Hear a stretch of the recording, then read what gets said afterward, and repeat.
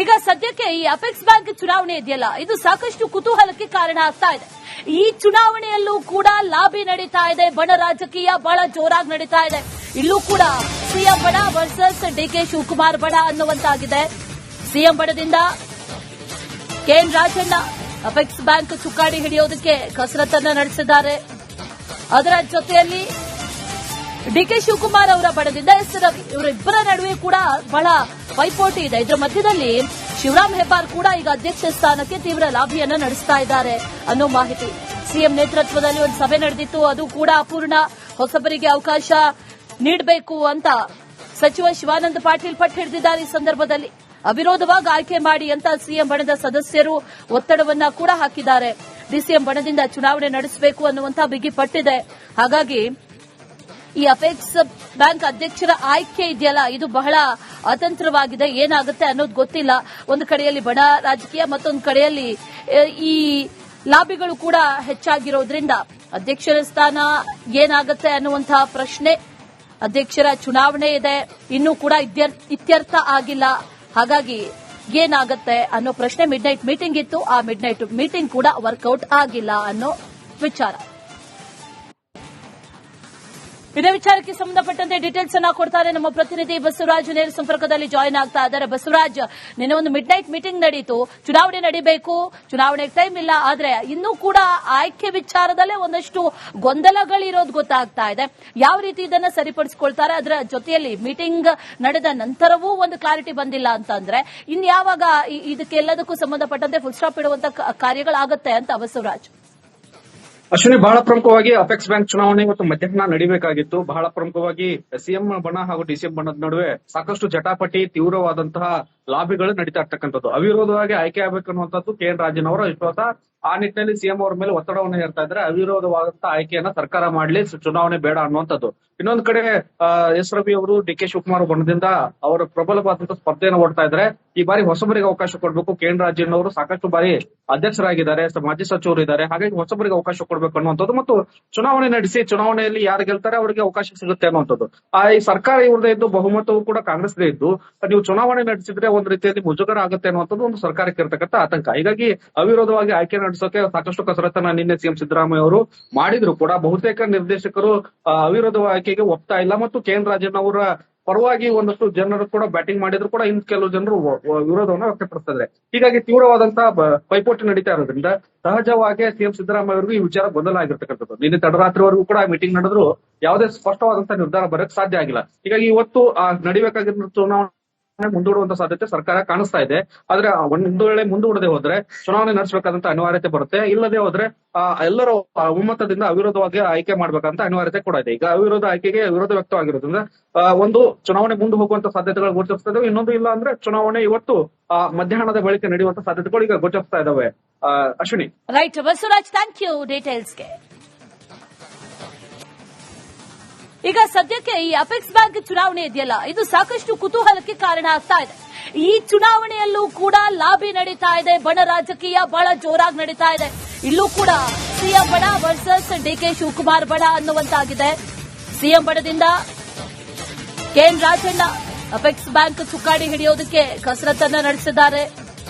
ಅದರ ಜೊತೆಯಲ್ಲಿ ಡಿಕೆ ಶಿವಕುಮಾರ್ ಅವರ ಬಣದಿಂದ ಎಸ್ ರವಿ ಇವರಿಬ್ಬರ ನಡುವೆ ಕೂಡ ಬಹಳ ಪೈಪೋಟಿ ಇದೆ. ಇದರ ಮಧ್ಯದಲ್ಲಿ ಶಿವರಾಮ್ ಹೆಬ್ಬಾರ್ ಕೂಡ ಈಗ ಅಧ್ಯಕ್ಷ ಸ್ಥಾನಕ್ಕೆ ತೀವ್ರ ಲಾಬಿಯನ್ನ ನಡೆಸ್ತಾ ಇದ್ದಾರೆ ಅನ್ನೋ ಮಾಹಿತಿ. ಸಿಎಂ ನೇತೃತ್ವದಲ್ಲಿ ಒಂದು ಸಭೆ ನಡೆದಿತ್ತು, ಅದು ಕೂಡ ಅಪೂರ್ಣ. ಹೊಸಬರಿಗೆ ಅವಕಾಶ ನೀಡಬೇಕು ಅಂತ ಸಚಿವ ಶಿವಾನಂದ ಪಾಟೀಲ್ ಪಟ್ಟು ಹಿಡಿದಿದ್ದಾರೆ. ಈ ಸಂದರ್ಭದಲ್ಲಿ ಅವಿರೋಧವಾಗಿ ಆಯ್ಕೆ ಮಾಡಿ ಅಂತ ಸಿಎಂ ಬಣದ ಸದಸ್ಯರು ಒತ್ತಡವನ್ನ ಕೂಡ ಹಾಕಿದ್ದಾರೆ. ಡಿಸಿಎಂ ಬಣದಿಂದ ಚುನಾವಣೆ ನಡೆಸಬೇಕು ಅನ್ನುವಂತ ಬಿಗಿ ಪಟ್ಟಿದೆ. ಹಾಗಾಗಿ ಈ ಅಪೆಕ್ಸ್ ಬ್ಯಾಂಕ್ ಅಧ್ಯಕ್ಷರ ಆಯ್ಕೆ ಇದೆಯಲ್ಲ, ಇದು ಬಹಳ ಅತಂತ್ರವಾಗಿದೆ. ಏನಾಗುತ್ತೆ ಅನ್ನೋದು ಗೊತ್ತಿಲ್ಲ. ಒಂದು ಕಡೆಯಲ್ಲಿ ಬಣ ರಾಜಕೀಯ, ಮತ್ತೊಂದು ಕಡೆಯಲ್ಲಿ ಈ ಲಾಬಿಗಳು ಕೂಡ ಹೆಚ್ಚಾಗಿರೋದ್ರಿಂದ ಅಧ್ಯಕ್ಷರ ಸ್ಥಾನ ಏನಾಗುತ್ತೆ ಅನ್ನುವಂತಹ ಪ್ರಶ್ನೆ.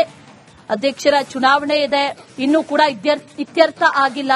ಹಾಗಾಗಿ ಏನಾಗುತ್ತೆ ಅನ್ನೋ ಪ್ರಶ್ನೆ. ಮಿಡ್ ನೈಟ್ ಮೀಟಿಂಗ್ ಇತ್ತು, ಆ ಮಿಡ್ ನೈಟ್ ಮೀಟಿಂಗ್ ಕೂಡ ವರ್ಕೌಟ್ ಆಗಿಲ್ಲ ಅನ್ನೋ ವಿಚಾರ. ಇದೇ ವಿಚಾರಕ್ಕೆ ಸಂಬಂಧಪಟ್ಟಂತೆ ಡೀಟೇಲ್ಸ್ ಅನ್ನ ಕೊಡ್ತಾರೆ ನಮ್ಮ ಪ್ರತಿನಿಧಿ ಬಸವರಾಜ್ ನೇರ ಸಂಪರ್ಕದಲ್ಲಿ ಜಾಯಿನ್ ಆಗ್ತಾ ಇದ್ದಾರೆ. ಬಸವರಾಜ್, ನಿನ್ನೆ ಒಂದು ಮಿಡ್ ನೈಟ್ ಮೀಟಿಂಗ್ ನಡೀತು, ಚುನಾವಣೆ ನಡೀಬೇಕು, ಚುನಾವಣೆಗೆ ಟೈಮ್ ಇಲ್ಲ, ಆದ್ರೆ ಇನ್ನೂ ಕೂಡ ಆಯ್ಕೆ ವಿಚಾರದಲ್ಲೇ ಒಂದಷ್ಟು ಗೊಂದಲಗಳಿರೋದು ಗೊತ್ತಾಗ್ತಾ ಇದೆ. ಯಾವ ರೀತಿ ಇದನ್ನ ಸರಿಪಡಿಸಿಕೊಳ್ತಾರೆ, ಅದರ ಜೊತೆಯಲ್ಲಿ ಮೀಟಿಂಗ್ ನಡೆದ ನಂತರವೂ ಒಂದು ಕ್ಲಾರಿಟಿ ಬಂದಿಲ್ಲ ಅಂತಂದ್ರೆ ಇನ್ಯಾವಾಗ ಇದಕ್ಕೆಲ್ಲದಕ್ಕೂ ಸಂಬಂಧಪಟ್ಟಂತೆ ಫುಲ್ ಸ್ಟಾಪ್ ಇಡುವಂತ ಕಾರ್ಯಗಳಾಗತ್ತೆ ಅಂತ ಬಸವರಾಜ್? ಅಶ್ವಿನಿ, ಬಹಳ ಪ್ರಮುಖವಾಗಿ ಅಪೆಕ್ಸ್ ಬ್ಯಾಂಕ್ ಚುನಾವಣೆ ಇವತ್ತು ಮಧ್ಯಾಹ್ನ ನಡೀಬೇಕಾಗಿತ್ತು. ಬಹಳ ಪ್ರಮುಖವಾಗಿ ಸಿಎಂ ಬಣ ಹಾಗೂ ಡಿಸಿಎಂ ಬಣದ ನಡುವೆ ಸಾಕಷ್ಟು ಜಟಾಪಟಿ, ತೀವ್ರವಾದಂತಹ ಲಾಬಿಗಳು ನಡೀತಾ ಇರ್ತಕ್ಕಂಥದ್ದು. ಅವಿರೋಧವಾಗಿ ಆಯ್ಕೆ ಆಗಬೇಕು ಅನ್ನುವಂಥದ್ದು KN ರಾಜನ್ ಅವರ ವಿಶ್ವಾಸ. ಆ ನಿಟ್ಟಿನಲ್ಲಿ ಸಿಎಂ ಅವರ ಮೇಲೆ ಒತ್ತಡವನ್ನು ಹೇರ್ತಾ ಇದ್ದಾರೆ. ಅವಿರೋಧವಾದಂತಹ ಆಯ್ಕೆಯನ್ನ ಸರ್ಕಾರ ಮಾಡಲಿ, ಚುನಾವಣೆ ಬೇಡ ಅನ್ನುವಂಥದ್ದು. ಇನ್ನೊಂದು ಕಡೆ ಎಸ್ ರವಿ ಅವರು DK ಶಿವಕುಮಾರ್ ಬಣದಿಂದ ಅವರ ಪ್ರಬಲವಾದಂತಹ ಸ್ಪರ್ಧೆಯನ್ನು ಓಡ್ತಾ ಇದ್ದಾರೆ.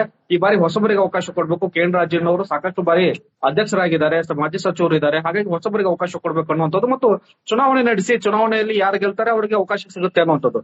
ಈ ಸರ್ಕಾರ ಇವ್ರದೇ ಇದ್ದು, ಬಹುಮತವು ಕೂಡ ಕಾಂಗ್ರೆಸ್ದೇ ಇದ್ದು, ನೀವು ಚುನಾವಣೆ ನಡೆಸಿದ್ರೆ ಒಂದು ರೀತಿಯಲ್ಲಿ ಮುಜುಗರ ಆಗುತ್ತೆ ಅನ್ನುವಂಥದ್ದು ಒಂದು ಸರ್ಕಾರಕ್ಕೆ ಇರತಕ್ಕಂಥ ಆತಂಕ. ಹೀಗಾಗಿ ಅವಿರೋಧವಾಗಿ ಆಯ್ಕೆ ನಡೆಸೋಕೆ ಸಾಕಷ್ಟು ಕಸರತ್ತನ್ನ ನಿನ್ನೆ ಸಿಎಂ ಸಿದ್ದರಾಮಯ್ಯ ಅವರು ಮಾಡಿದ್ರು ಕೂಡ ಬಹುತೇಕ ನಿರ್ದೇಶಕರು ಅವಿರೋಧ ಆಯ್ಕೆಗೆ ಒಪ್ತಾ ಇಲ್ಲ ಮತ್ತು KN ರಾಜನ್ ಅವರ ಪರವಾಗಿ ಒಂದಷ್ಟು ಜನರು ಕೂಡ ಬ್ಯಾಟಿಂಗ್ ಮಾಡಿದ್ರು ಕೂಡ ಇನ್ನು ಕೆಲವು ಜನರು ವಿರೋಧವನ್ನು ವ್ಯಕ್ತಪಡಿಸ್ತಾರೆ. ಹೀಗಾಗಿ ತೀವ್ರವಾದಂತಹ ಪೈಪೋಟಿ ನಡೀತಾ ಇರೋದ್ರಿಂದ ಸಹಜವಾಗಿ ಸಿಎಂ ಸಿದ್ದರಾಮಯ್ಯ ಅವರಿಗೂ ಈ ವಿಚಾರ ಗೊಂದಲ ಆಗಿರ್ತಕ್ಕಂಥದ್ದು. ನಿನ್ನೆ ತಡರಾತ್ರಿವರೆಗೂ ಕೂಡ ಮೀಟಿಂಗ್ ನಡೆದ್ರು ಯಾವುದೇ ಸ್ಪಷ್ಟವಾದಂತಹ ನಿರ್ಧಾರ ಬರಕ್ ಸಾಧ್ಯ ಆಗಿಲ್ಲ. ಹೀಗಾಗಿ ಇವತ್ತು ನಡಿಬೇಕಾಗಿರೋ ಚುನಾವಣೆ ಮುಂದೂಡುವಂತ ಸಾಧ್ಯತೆ ಸರ್ಕಾರ ಕಾಣಿಸ್ತಾ ಇದೆ.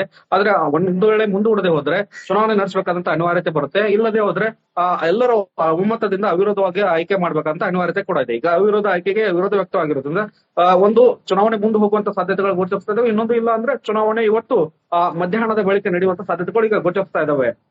Ashwini, right Basavaraj, thank you ಡೀಟೇಲ್ಸ್ಗೆ. ಈಗ ಸದ್ಯಕ್ಕೆ ಈ ಅಪೆಕ್ಸ್ ಬ್ಯಾಂಕ್ ಚುನಾವಣೆ ಇದೆಯಲ್ಲ, ಇದು ಸಾಕಷ್ಟು ಕುತೂಹಲಕ್ಕೆ ಕಾರಣ ಆಗ್ತಾ ಇದೆ. ಈ ಚುನಾವಣೆಯಲ್ಲೂ ಕೂಡ ಲಾಬಿ ನಡೀತಾ ಇದೆ, ಬಣ ರಾಜಕೀಯ ಬಹಳ ಜೋರಾಗಿ ನಡೀತಾ ಇದೆ. ಇಲ್ಲೂ ಕೂಡ ಸಿಎಂ ಬಣ ವರ್ಸಸ್ DK ಶಿವಕುಮಾರ್ ಬಣ ಅನ್ನುವಂತಾಗಿದೆ.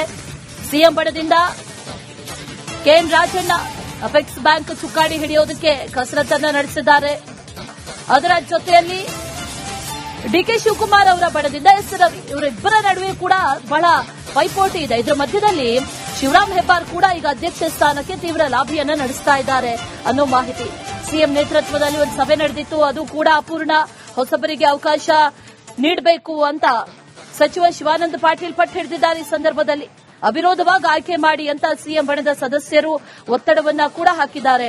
ಡಿಸಿಎಂ ಬಣದಿಂದ ಚುನಾವಣೆ ನಡೆಸಬೇಕು ಅನ್ನುವಂಥ ಬಿಗಿ ಪಟ್ಟಿದೆ.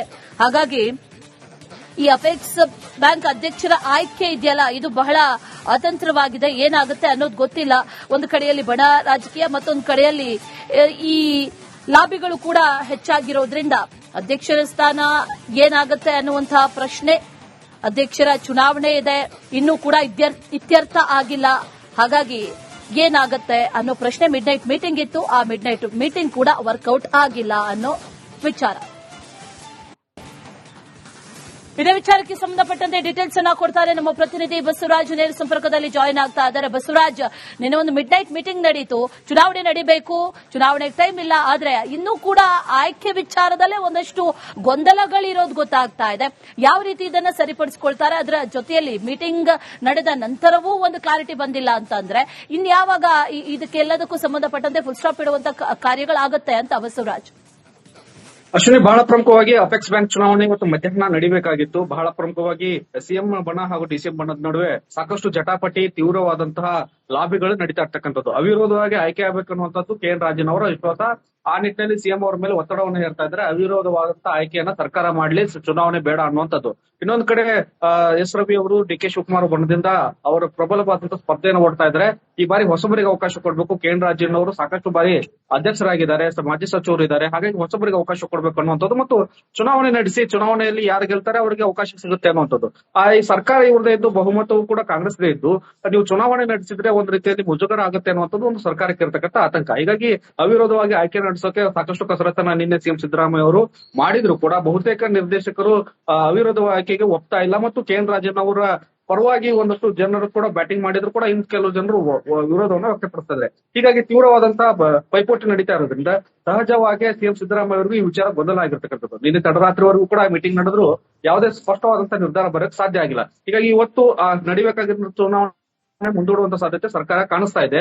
ಆದ್ರೆ ಒಂದು ವೇಳೆ ಮುಂದೂಡದೆ ಹೋದ್ರೆ ಚುನಾವಣೆ ನಡೆಸಬೇಕಾದಂತ ಅನಿವಾರ್ಯತೆ ಬರುತ್ತೆ. ಇಲ್ಲದೆ ಹೋದ್ರೆ ಎಲ್ಲರೂ ಒಮ್ಮತದಿಂದ ಅವಿರೋಧವಾಗಿ ಆಯ್ಕೆ ಮಾಡ್ಬೇಕಂತ ಅನಿವಾರ್ಯತೆ ಕೂಡ ಇದೆ. ಈಗ ಅವಿರೋಧ ಆಯ್ಕೆಗೆ ವಿರೋಧ ವ್ಯಕ್ತವಾಗಿರೋದ್ರಿಂದ ಒಂದು ಚುನಾವಣೆ ಮುಂದೆ ಹೋಗುವಂತ ಸಾಧ್ಯತೆಗಳು ಗೋಚರಿಸ್ತಾ ಇದಾವೆ. ಇನ್ನೊಂದು ಇಲ್ಲ ಅಂದ್ರೆ ಚುನಾವಣೆ ಇವತ್ತು ಮಧ್ಯಾಹ್ನದ ಬಳಿಕ ನಡೆಯುವಂತ ಸಾಧ್ಯತೆಗಳು ಈಗ ಗೋಚರಿಸ್ತಾ ಇದಾವೆ. Ashwini. Right Basavaraj, thank you ಡೀಟೇಲ್ಸ್ಗೆ.